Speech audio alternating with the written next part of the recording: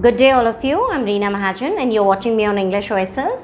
And the good news is that आज से हम एक न्यू सीरीज स्टार्ट कर रहे हैं 200 rules of English grammar and we will do it in parts. Today 200 rules को parts में करेंगे 5 और 10 at a time. आप लोग please subscribe to the channel, video को बिल्कुल एंड तक देखिएगा प्लीज़, क्योंकि यूट्यूब सिर्फ उन्हीं वीडियोस को प्रमोट करता है जिन्हें लोग एंड तक देखते हैं. तो please motivate me by subscribing to the channel, sharing the video with all your friends, ताकि बहुत सारे लोग इसका बेनिफिट उठा सकें. Let's begin with the rules of English grammar. ये रूल्स आपके हर जगह पे काम आएंगे. May it be any of the your entrance exam, may it be your CUET exam, may it be any paper in which English is involved. These rules would be of immense use to you. इसलिए इन rules को ध्यान से सुनिए, और क्योंकि rules बहुत सारे हैं इसलिए थोड़ी सी स्पीड अच्छी लेके चलेंगे, ज़्यादा तेज़ स्पीड के साथ चलेंगे. सो फिर भी आपको कोई डाउट्स हों तो प्लीज़ कमेंट सेक्शन में ज़रूर मेंशन करिए. I would try my level best to deal with them. So come to rule number 1. Rule number 1 is regarding each, every, either, neither, any, none. ध्यान से समझिए, ईच को जब भी हम ईच वर्ड को एज एन एडजेक्टिव यूज़ करेंगे तो सिंगुलर वर्ब जाएगा. For example, each student is very talented. तो यहाँ पे each is being used as an adjective. वो क्वालिटी बता रहा है बच्चों की, स्टूडेंट्स की, इसलिए सिंगुलर वर्ब जाएगा. It would be each student. और अगर ईच को हम एज अ प्रोनाउन यूज़ करेंगे, each of my students is very talented. अगर ईच को हम एज अ प्रोनाउन यूज़ करेंगे तो स्टूडेंट्स आएगा, यानी कि प्लूरल वर्ब जाएगा. Is that very clear?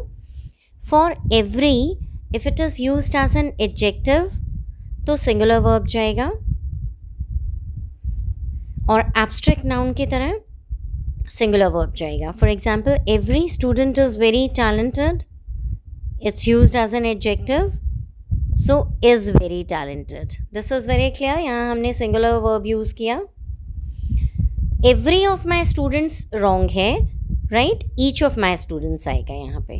Is that clear? Every is not worked as a pronoun. Each of the girls was present. ठीक है, each of the girls, हर एक लड़की वहाँ पे present थी, तो was present, again a singular would be used here, right?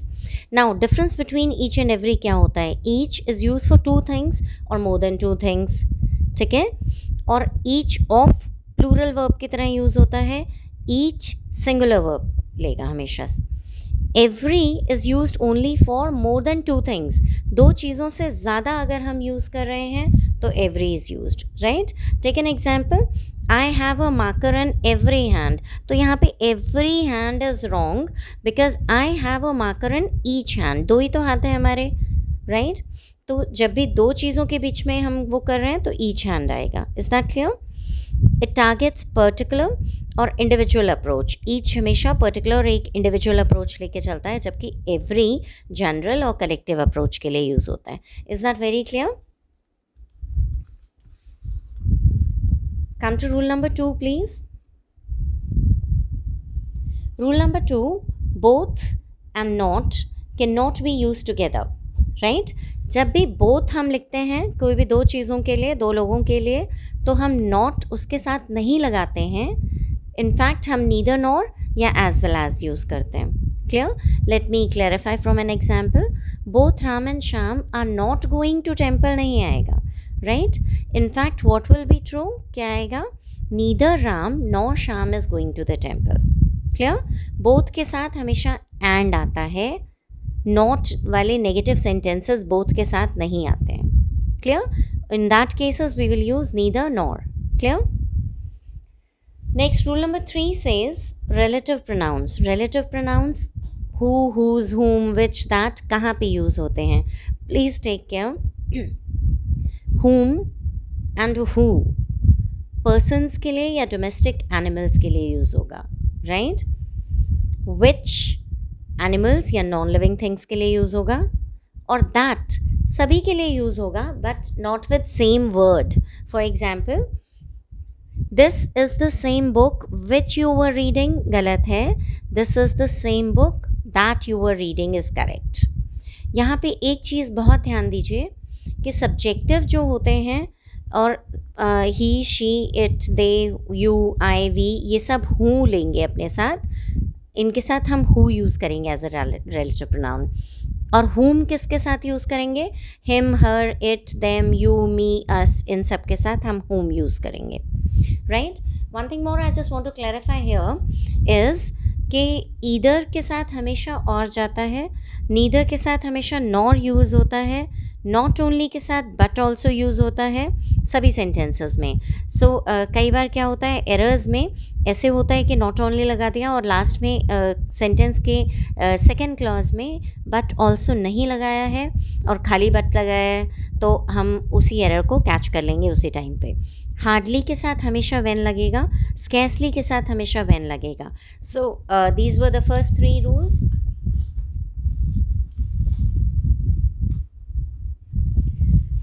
Let's continue with rule number 4 now. Rule number 4 conditional sentences के लिए यूज़ होता है। कंडीशनल सेंटेंसेस होते हैं इफ़ वाले सेंटेंसेस। अगर ऐसा होता तो ऐसा हो जाता, अगर वैसा होता तो ऐसा हो जाता, राइट। सो वेरेवर इफ़ वाले सेंटेंसेस होते हैं या कंडीशनल सेंटेंसेस होते हैं, so we will use these rules there. If plus simple past अगर होता है तो सेकेंड क्लॉज में वुड प्लस वर्ब की सेकेंड फॉर्म यूज़ होती है, right. For example if he had a car, अगर इफ़ के साथ परफेक्ट टेंस होता है पास्ट परफेक्ट तो वुड हैव आता है। Let me give one more example of this. If he went there he would be awarded, अगर वो वहाँ गया तो उसको अवार्ड मिलेगा, राइट। अब पास्ट टेंस तब यूज़ होता है जब वो वाली कंडीशन अनफुलफिल्ड रह गई है। फॉर एग्जाम्पल अगर वो वहाँ गया होता तो उसे अवार्ड मिल गया होता। If he had gone there, right, if he had gone there. सबसे पहली बात इफ़ ही वेंट देयर, सब पहला सेंटेंस देखते हैं। If he went there he would be awarded. If he went there, he would be awarded, right? अभी आप देखेंगे इस सेंटेंस में कि हमने if he went there simple past tense लगाया if के साथ, तो would के साथ वर्ब की second form I he would be awarded, right? would plus second form of verb. अभी देखिए अगर मान लीजिए कि वो इवेंट हो चुका और अगर वो वहाँ गया होता तो उसे अवार्ड मिल गया होता, तो if he had gone there he would have got the award। अभी ध्यान से देखिए past perfect had gone is being used here in the first clause। पहले वाले क्लॉज में had gone यानी past perfect, तो दूसरे वाले क्लॉज में क्या लगेगा? would have gone, would have got, that is would have plus verb की third form। so these two rules are very clear to you from this example। एक और example देखते हैं। if he had had a car, अगर उसके पास एक car होती, he would have gifted it to her, तो उसने उसे गिफ्ट कर दिया होता, right। if he had a car he would gift it to her, यहाँ पे had के साथ थर्ड फॉर्म ऑफ वर्ब थी, तो यहाँ पे हमने would have और वर्ब की थर्ड फॉर्म यूज़ की, right. Past perfect and had plus verb third form. लेकिन अगर यहाँ पे if he had a car, अगर उसके पास एक कार होती, यहाँ पे पास्ट टेंस यूज़ हो रहा है, तो he would gift it to her. Is that very clear? Come to rule number 5 now. Rule number 5 कहता है one of the and only one of the as a relative pronoun जब भी use होते हैं तो वन ऑफ द के साथ plural verb जाएगा और ओनली वन के साथ सिंगुलर वर्ब जाएगा। वन ऑफ द हमने जहाँ पे भी यूज़ किया प्लूरल वर्ब, ओनली वन के साथ हमेशा singular verb. It is very clear.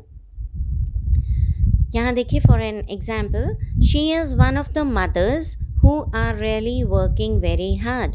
one of the mothers, वो बहुत सारी मदर्स में से एक है जो सच में बहुत अच्छा हार्ड वर्क कर रही हैं.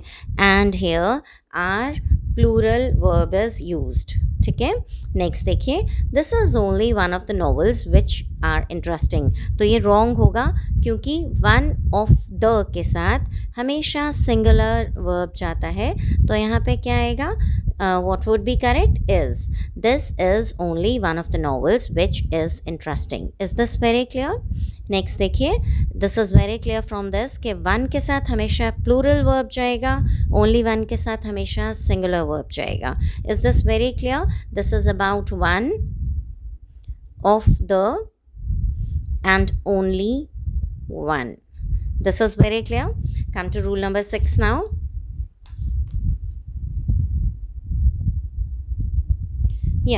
फॉर रूल नंबर 6, अगर हम नंबर के साथ कोई यूनिट होती है और फिर नाउन या एडजेक्टिव होता है, यानी फॉर एग्जाम्पल देखते हैं, ही सॉ अ 10 इंच स्नेक. अब नंबर क्या है यहाँ पे?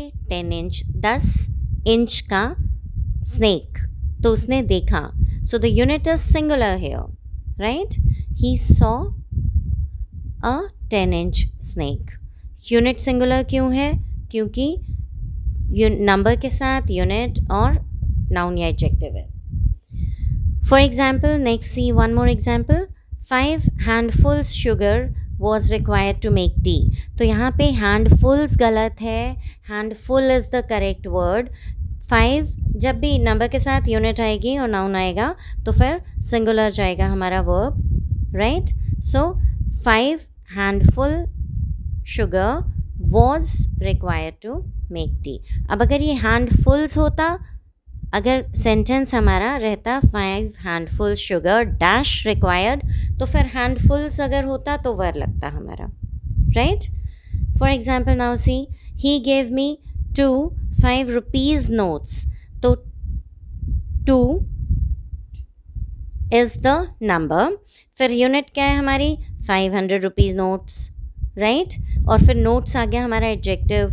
तो यहाँ पे he gave me 2 500 rupee notes is the correct verb, right? So now number plus unit जब भी सफिशेंट होंगे, जब भी वो सफिशेंट इन्फॉर्मेशन दे रहे होंगे, नंबर और यूनिट जब भी हमें सफिशेंट इन्फॉर्मेशन देंगे, एम्पल इन्फॉर्मेशन होगी, तो प्लूरल आएगा हमारा वर्ब. और अगर सफिशेंट इन्फॉर्मेशन नहीं होगी तो सिंगुलर वर्ब आएगा. एग्जाम्पल के साथ समझते हैं इसको. He had 5 dozen. अब ये तो कंप्लीट सेंटेंस नहीं है, क्या उसके पास 5 डजन है, राइट? ये सेंटेंस ठीक है, पर ये आपको पूरी इन्फॉर्मेशन नहीं दे रहा कि उसके पास 5 डजन क्या चीज़ है, राइट? इसलिए सिंगुलर वर्ब लगेगा इसके साथ, 5 dozen, right? Now if the sentence is I have 5 rupees, तो ये सेंटेंस भी ठीक है. क्यों?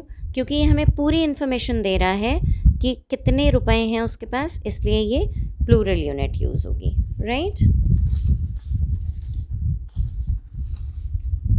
One more thing to note here in this is कि units are always arranged in ascending order. Unit को हम हमेशा असेंडिंग ऑर्डर में लगाते हैं, यानी कि सबसे छोटी यूनिट पहले, फिर बड़ी यूनिट, फिर सबसे बड़ी unit, right? For example, if it is lakhs of thousands of students took the test.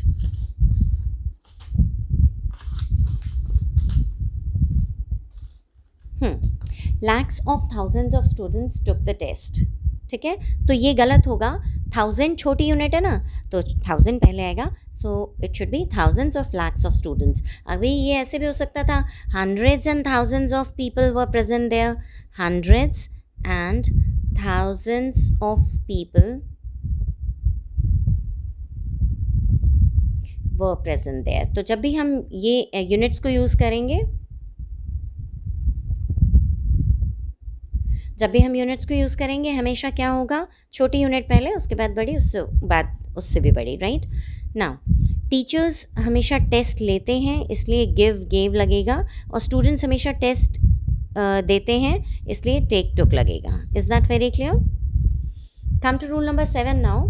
Rule number 7 हमें ये बोलता है कि अगर amount speed, weight, height, or distance.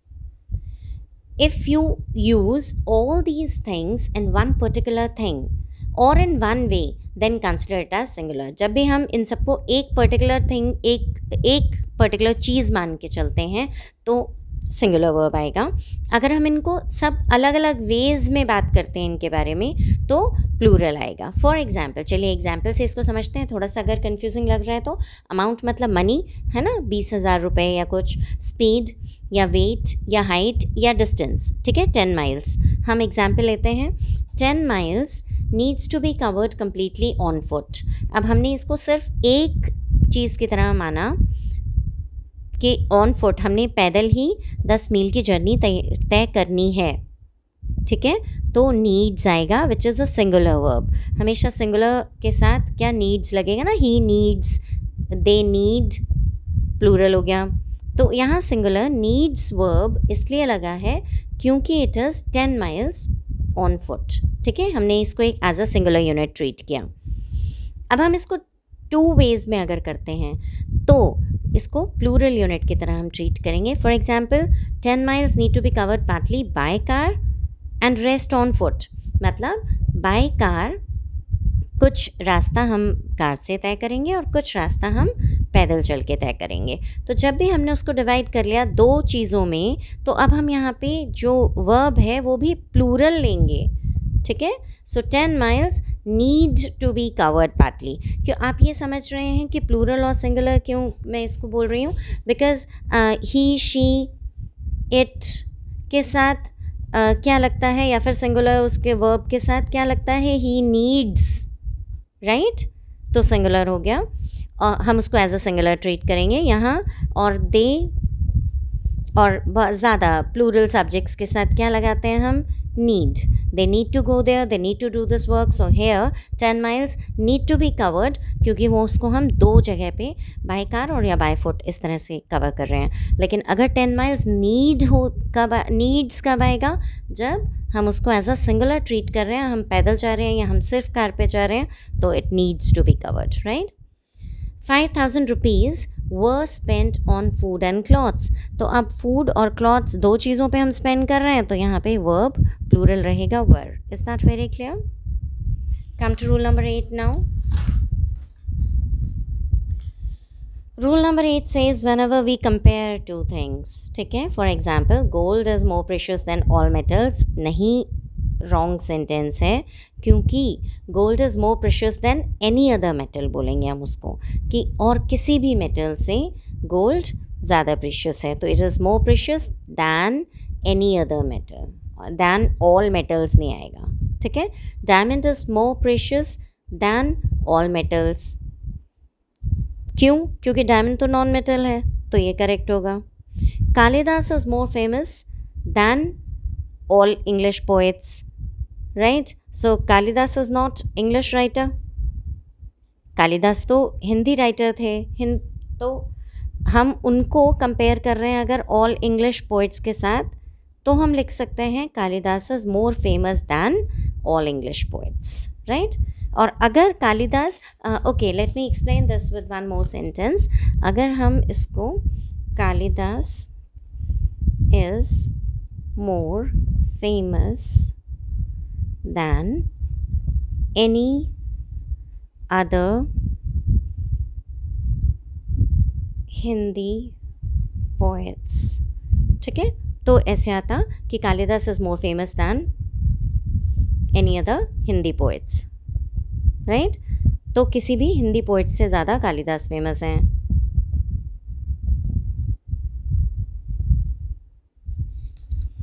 Is this very clear now? So now come to rule number 9. Rule number 9 is about since and for. आप बहुत सारे papers में बहुत सारी मिस्टेक्स इस रूल की वजह से होती हैं, दैट इज़ सिंस या फॉर। सिंस कहाँ लगाते हैं और फॉर कहाँ लगाते हैं, इसके ऊपर मैंने एक बिल्कुल अलग सेपरेट वीडियो बनाया हुआ है, you can watch that also. That is regarding कहाँ पे हम जो टेंसेस का वीडियो है उसमें ही मैंने परफेक्ट कंटिन्यूस टेंस में, प्रेजेंट परफेक्ट कंटिन्यूस टेंस में इसको बहुत अच्छे से एक्सप्लेन किया है कि सिंस कहाँ लगता है और फॉर कहाँ लगता है। प्लीज़ आप टेंसेस का वीडियो ज़रूर देखिए, उससे ये परफेक्टली आपको क्लियर हो जाएगा। स्टिल मैं यहाँ एज अ रूल इसको क्लियर कर रही हूँ कि सिंस कहाँ लगता है और फॉर कहाँ लगता है। प्लीज़ ध्यान से सुनिए। The sentence before using since for should be in perfect tense या perfect continuous tense, right? Sentence after using since for should be in simple past, यानी कि जब भी हम since और for के साथ ज्वाइन करें, पहली बात तो याद ध्यान से ये समझिए कि since और for ज़्यादातर कहाँ लगता है, perfect continuous tense में, ठीक है। since और for लगता है। let me give an example. Perfect continuous tense का example is I have been waiting for you for 2 hours और since 4 PM, राइट? आप समझ रहे हैं इसको। since और for की डिस्टिंक्शन को समझाने के लिए मैं आपको ये बता रही हूँ कि अगर ये होता कि मैं आपकी वेट कर रही हूँ 2 घंटे से, सो since is used for a point of time whereas for is used for a period of time. ध्यान से इसको समझिए, this is very very important. since कहाँ यूज़ होता है, for a point of time, यानी 2 PM 1992, 15 अगस्त 1972, एक पॉइंट ऑफ टाइम है सारे, ठीक है। और या फिर 5 PM सिंस लगेगा इनके साथ। For is for a period of time, इतना लंबा समय, ठीक है। मैं 4 घंटे से आपका इंतज़ार कर रही हूँ, I been waiting for you for 2 hours, for 4 hours, ठीक है। सो फॉर कहाँ लगेगा, for a period of time, that is for 6 hours, for 20 minutes, for 10 years, for 8 months, कुछ भी जो भी पीरियड ऑफ टाइम होगा उसमें फॉर लगेगा। और सिंस कहाँ लगेगा, for a point of time. This is the very very clear to you. अब परफेक्ट कंटिन्यूअस टेंस में दूसरा रूल हम ध्यान से समझते हैं। दो क्लॉजेज होते हैं, इतना तो आपको समझ में आ गया। फॉर सिंस के साथ जब भी पहले फर्स्ट क्लॉज हम इसको बोलते हैं और सेकेंड क्लॉज हम इसको बोलेंगे, ठीक है, फॉर और सिंस के बाद। अब ध्यान से इस वाले रूल को समझिए। The sentence before using since और for should be in perfect tense या फिर परफेक्ट कंटिन्यूअस टेंस। जैसे हम इसका एग्जाम्पल देखते हैं, if he had gone there, perfect tense, right, तो he would have got the award. Again हम इसको देखते हैं, आई हैव बीन वेटिंग, मैं आपकी वेट कर रहा हूँ, I have been waiting, again perfect tense, ठीक है। और तो दूसरे वाले टेंस में क्या आएगा, simple past, for 2 hours, right. Example यहाँ से देखते हैं, I had been waiting for him since the time I completed my graduation, मैं उसकी वेट कर रहा था, कब से, उस समय से जब से मैंने अपनी ग्रेजुएशन कंप्लीट की। So now this rule says कि जब पहला वाला क्लॉज में या तो परफेक्ट टेंस होगा या परफेक्ट कंटिन्यूस टेंस होगा। यहाँ क्या है, हैड बीन वेटिंग, क्या है, परफेक्ट कंटिन्यूस, राइट। तो परफेक्ट कंटिन्यूस टेंस अगर सिंस से पहले वाले सेंटेंस में है तो बाद वाले सेंटेंस में क्या आएगा, simple past, right, simple past. I had been waiting for him, कब से, since the time I completed my graduation, जब से मैंने अपनी ग्रेजुएशन कंप्लीट की। So simple past is here. Is this very clear to you?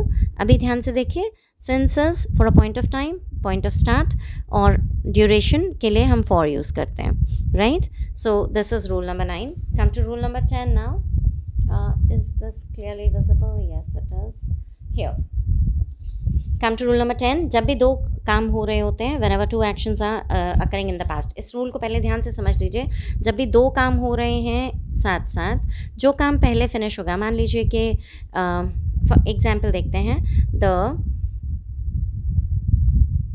Train had left the station when I reached the station. ठीक है, अभी आप ध्यान से देखिए, दो काम हो रहे हैं. The train had left, train पहले चली गई जब मैं स्टेशन पे पहुंचा. यहाँ पे एक काम जो पहले हो के ख़त्म हो गया वो है ट्रेन चली गई, ट्रेन लेफ्ट. ठीक है, दूसरा काम जो अभी भी हुआ, उसके बाद में हुआ ख़त्म, वो है कि आई रीच्ड द स्टेशन. तो जो काम पहले फिनिश हुआ उसमें हमने हैड प्लस थर्ड फॉर्म लगा दी. That is the perfect tense. जो काम पहले ख़त्म होगा, दो काम हो रहे हैं साइमल्टेनियसली, जो काम पहले ख़त्म होगा उसमें हैड प्लस थर्ड फॉर्म लगेगी, जो काम बाद में ख़त्म होगा उसमें सिर्फ पास्ट टेंस लगेगा. इस चीज़ को बहुत ध्यान से समझिए. ठीक है, और बहुत सारे रूल्स आपके, बहुत सारी मिस्टेक्स आपकी पेपर की सिर्फ इस रूल की वजह से होती हैं. So now come here and see what I have written here. When two actions occur in past, the action earlier मतलब that the action that finishes earlier, जो पहले ख़त्म हुआ उसमें पास्ट परफेक्ट टेंस लगा दीजिए, had plus third form of the verb. जो काम बाद में ख़त्म हुआ, the action that finished later, उसमें सिंपल पास्ट टेंस लगा दीजिए, वर्ब की सेकंड फॉर्म. ठीक है, और डिड प्लस वर्ब की फर्स्ट फॉर्म भी वही है, पास्ट टेंस. राइट, यहाँ पे पास्ट परफेक्ट और यहाँ पे पास्ट टेंस, जो काम बाद में ख़त्म हुआ. Let's see an example. He had finished the work after he had met him. तो ये रॉन्ग होगा. यहाँ पे क्या आएगा, ही, उसने काम फिनिश कर लिया था जब वो उसको मिला, तो he had finished the work when he, after he met him. तो जो काम पहले हुआ, क्या हुआ, वो पहले मिला, इसलिए यहाँ पे हैड प्लस थर्ड फॉर्म, और यहाँ पे हैड नहीं होगा, सिर्फ पास्ट टेंस आएगा इसमें. यहाँ पे he finished the work after he had met him. ठीक है, तो पहले जब वो उसको मिला उसके बाद वो उसने काम को ख़त्म किया. तो पहले क्या हुआ, पहले वो मिला, हैड प्लस थर्ड फॉर्म, और फिर क्या हुआ, काम बाद में ख़त्म हुआ, इसलिए only past tense would be here. This rule is very clear. Hope these 10 rules were very clear to you. See you in the next video with the next 10 rules. और ऐसे 10 करके हम बहुत सारे rules और इंग्लिश के बहुत अच्छे से सीख जाएंगे.